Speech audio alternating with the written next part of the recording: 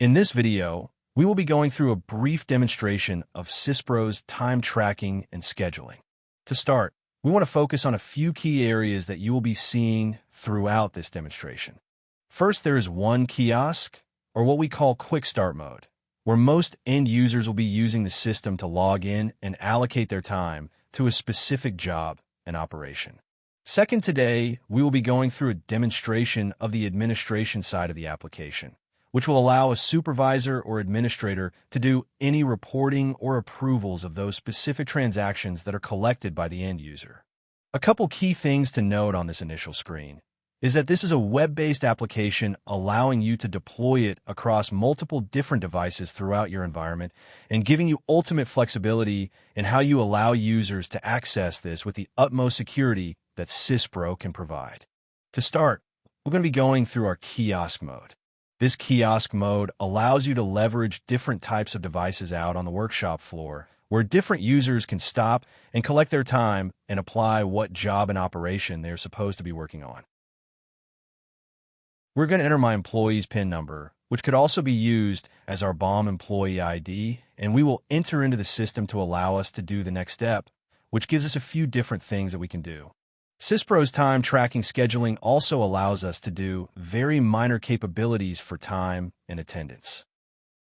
So I can punch in for day, which will give me the ability to track my time clock punches, which will then show us our next few options of either going out for day, out for break, or selecting the job and operation that we're going to be working on.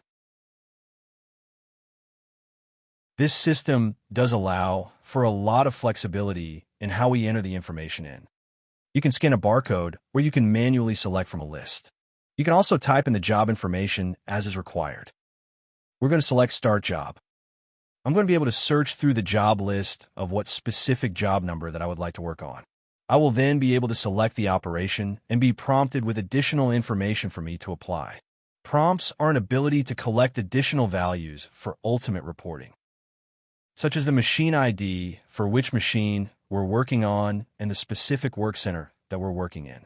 You can make this prompt required or not be required depending upon your specific workflows. And now you can see that I am active on job B100 in Operation 1. So the clock has started as we are proactively tracking our time. And the user can log out, and they will continue working throughout the day. Now, once that employee has completed the work against that specific job and operation, they'll come back to their kiosk, enter their PIN ID or their BOM employee ID number, and they'll be able to do a few functions against this job and operation. They'll be able to view attachments or notes that might be applied by a supervisor or administrator, allowing us to communicate back and forth within this specific system itself, compared to doing verbal communication. This employee is done working against the specific job and operation. I'm going to come in and hit stop. And again, I'm prompted with additional information to apply, such as scrap reason. If I have a scrap, the number of good quantities that have been produced, the number of scrap quantities produced. Once all information has been applied, if it is required, I can hit stop. That will clock me out of that specific job and operation, allowing me to take the next step of either clocking in to the next job and operation that is assigned to me, or I can clock out for the day and ultimately go home, and then log out to allow the next employee to do that function. Now we're going to switch gears here a little bit, and we're going to move to the administrative side of the application. Again, I have multiple methods of how do I, as an administrator, want to log into this system. I can either enter a username or password, I can scan a barcode, or I could again enter my employee PIN number. So I'll apply my employee PIN number, and we will log in. And once we've logged in, it brings us to our dashboard. This dashboard can be completely configured to show specific reports or pieces of information to ultimately give you a view of what is happening out on the warehouse floor. Keep in mind this information is built off of the reports that are created in the system and allow you to display specific pieces of information to my specific user, where you can develop share reports. Now I'm going to move to my users to see what is my general user status. Where are my users spending their specific time? So I can select a user out of this list and get an understanding of how much time is being spent where, whether that's against a work order or in time clock punches in itself, ultimately allowing me to calculate a productivity, providing me with a productivity as metric for me to help track how effective these employees are, and is there any key pieces of KPIs that we need to put in place to maintain our level of quality for our work throughout a day based off of the employee. Now, there's different visuals here to allow us to digest that information and ultimately make effective decisions against it. And that is based off of what works best for the specific admin or supervisor that's using the system. The system can be segmented into departments. So you can create departments based off of your specific groups of users and allow to have a supervisor per department, which gives different views and different levels of control as to who is doing what or where time is being spent from a job perspective and from an overall time clock perspective, grouped as a whole of that department versus that singular user, calculating the productivity of that department as a whole. Now you also get more granularity into the job itself. Looking at the job that we use, which was RB100, I can get a status of that job and a pulse as to where this job is in its operational steps. If I select that job number, I'm going to get additional job information as to how much total time is being spent compared to the expected amount of time, what are expected quantities that we're looking to complete out of this job, and the breakdown of how much time is being spent on each operation.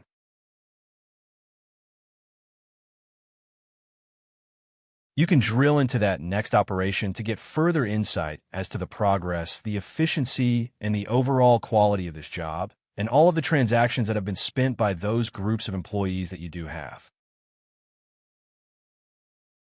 All this rolling up to produce this information on the job itself. Then it comes to the supervisor functions. As employees are working out on the floor, it allows us to have what we call an approvals process, where I have two different views to provide approvals of employee transactions. To start, we will use our timecard approval, where it will give me a breakdown of each specific user and where their time was, and how I as a supervisor administrator can approve those transactions. Now, every report or screen within Syspro TimeTracking gives you the ability to adjust your date ranges and the different types of records. I want to look specifically at a work record. So how much time is being spent by this employee on a job and operation?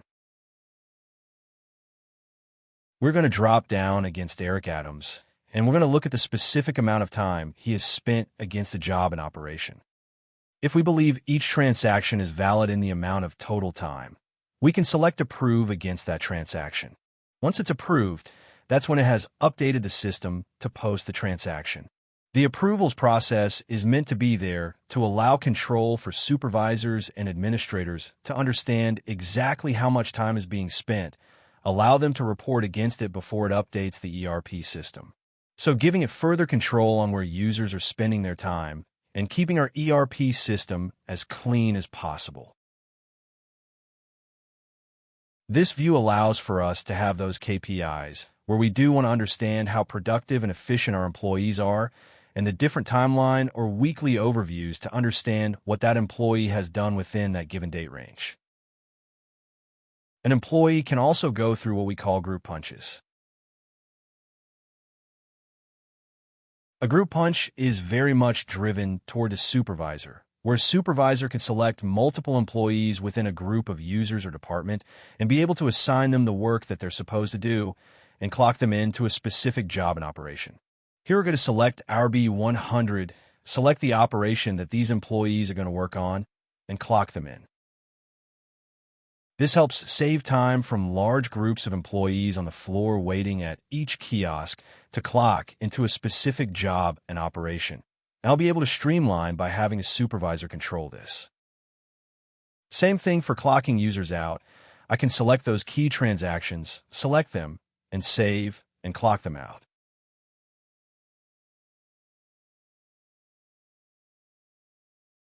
Once that brings us back, as we have collected data throughout the system, this gives us the ability to create reports based off all the data that is collected, whether if that is our work records, our time clock records, our prompted information that we've collected. You can build reports based off that information. Run the report, get the reported information, be able to export this report to either Excel or to a CSV file, where that information can be consumed by either an additional system or a different user outside of the system. That wraps and concludes today's demonstration on Syspro's time tracking and scheduling. Thank you very much.